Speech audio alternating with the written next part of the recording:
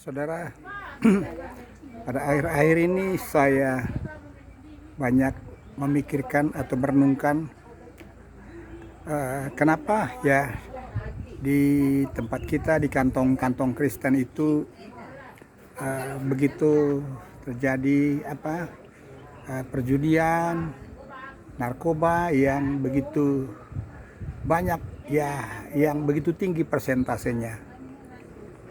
Padahal kita para pendeta-pendeta, para gembala-gembala sudah mengajarkan banyak hal tentang kebaikan kepada jemaat kita, termasuk dari berbagai gereja yang ada, saya katakanlah khususnya di Tanah Karo.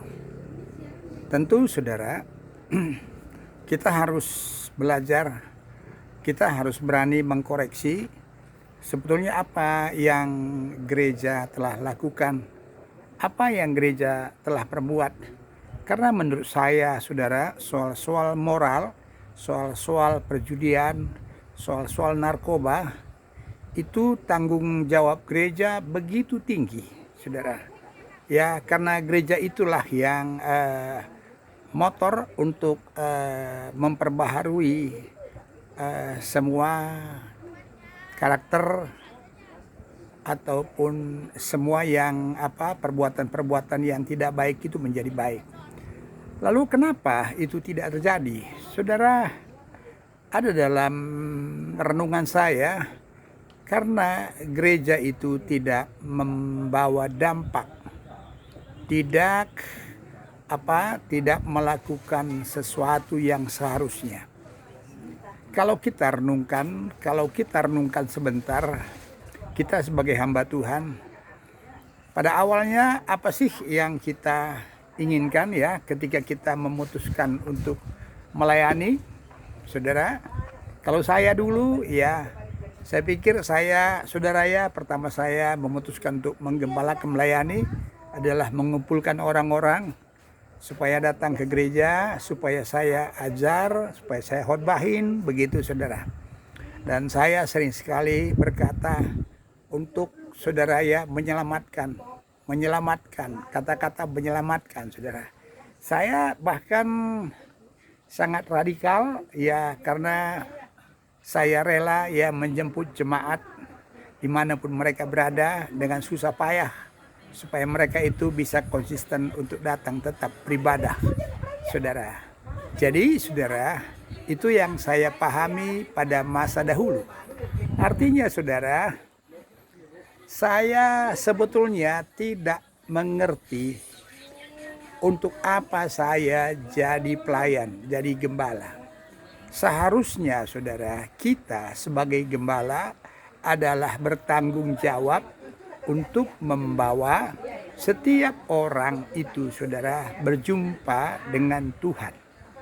Saudara, itulah yang harus setiap hari, tekanan-tekanan saudara yang kita ajarkan, bagaimana melatih dalam bentuk praktek-praktek untuk jemaat itu bisa berjumpa dengan Tuhan. Saudara, setelah kita mengalami Tuhan, lalu kita membawa jemaat itu berjumpa dengan Tuhan. Karena dikatakan dalam kitab Amos, saudara ya, dia katakan carilah Tuhan maka engkau akan hidup, saudara. Jadi bagaimana kita yang terlatih mencari Tuhan, lalu kita muridkan, lalu kita bawa mereka itu mencari Tuhan. Saudara, itulah sebetulnya Kristen. Itulah sebetulnya saudara yang harus kita lakukan. Saudara, nggak apa-apa kalau dulu kita ya, kalau istilah tabernakel itu, kalau dulu kita begitu semangat untuk menjangkau jiwa, lalu mereka menuntun untuk untuk bertobat, saudara, ya itu baik. Lalu saudara, mungkin kita juga saudara telah melakukan pelepasan, kita telah melakukan juga saudara mendoakan orang sakit, kita telah berbahasa roh, kita juga telah begitu banyak belajar tentang firman Tuhan. Itu juga baik saudara. Tetapi saudara, ada satu bagian yang lagi saudara, yaitu masuk ruang Maha Kudus. Saudara, itu yang dikatakan berjumpa dengan Tuhan. Saudara, setiap orang yang berjumpa dengan Tuhan, dikatakan saudara dalam kitab Amos tadi, maka mereka akan bertumbuh, maka mereka akan dibaharui saudara, secara karakter, secara pribadi, di mana mereka itu terus saudara kita dorong. Dan saudara, kalau kita berbicara tentang kekristenan, maka yang kita tangkap saudara adalah bagaimana kita berjumpa dengan Tuhan. Saudara, itu saudara ya fokusnya. Dan kita percaya ketika setiap orang, setiap jemaat itu saudara kita dorong untuk berjumpa dengan Tuhan, bukan yang lain-lain. Maka gereja yang sekarang kita lihat saudara akan mengalami kegairahan, akan mengalami semangat, dan para pendeta-pendetanya pun saudara dipulihkan. Pendeta-pendetanya berubah. Gereja saudara tidak lagi saudara jemaatnya pecah-pecah. Saudara, lalu pendeta-pendeta pun tidak berseteru satu dengan yang lain, karena semua telah diubahkan.